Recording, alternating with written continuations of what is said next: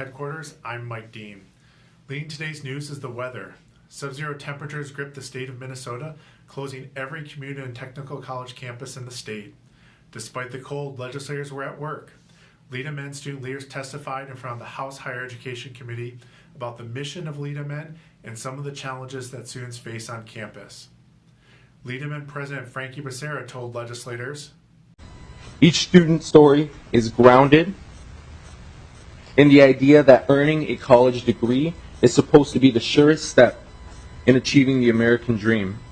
But to many students, they're realizing that the high cost of college has pushed the American dream even further from their reach.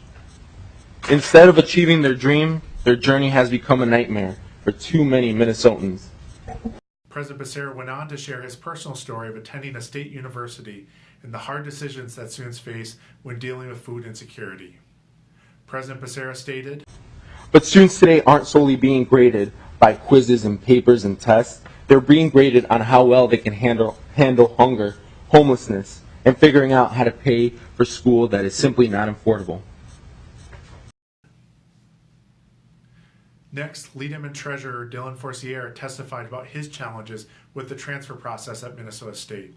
Recently, he took a job 200 miles away from his Lake Superior College campus, but because he was worried about whether his credits would transfer, he chose to take classes at LSC online to finish his degree. Treasurer Forcier stated, "I really wish that Minnesota State would step up to the plate and put more pathways in place to make this easier for students." The last student testifier was Julia Yates from Anoka-Ramsey Community College Cambridge campus and regional president of PTK. Julia talked about not being able to afford to buy textbooks for a class because of an unexpected car repair bill. Julia Yates. These costs place a huge burden on students that has an impact on their academic success. While there is cost in solving these problems, we have to remember that there is also a cost for inaction. Yates shared this. Julia talked about how every student that does not graduate with a degree is a loss of a better income for that student and a loss in tax revenue for the state. President Becerra closed with this appeal to legislators. These types of experiences with affordability and food insecurity are not abnormal. Our students face major barriers to obtaining a college degree that were not common 20 years ago. But today, they are the norm that requires policy change to help address them. If we don't do more to ensure that the students get the education they need after high school, the Minnesota workforce is not going to be prepared for the jobs of the next decade.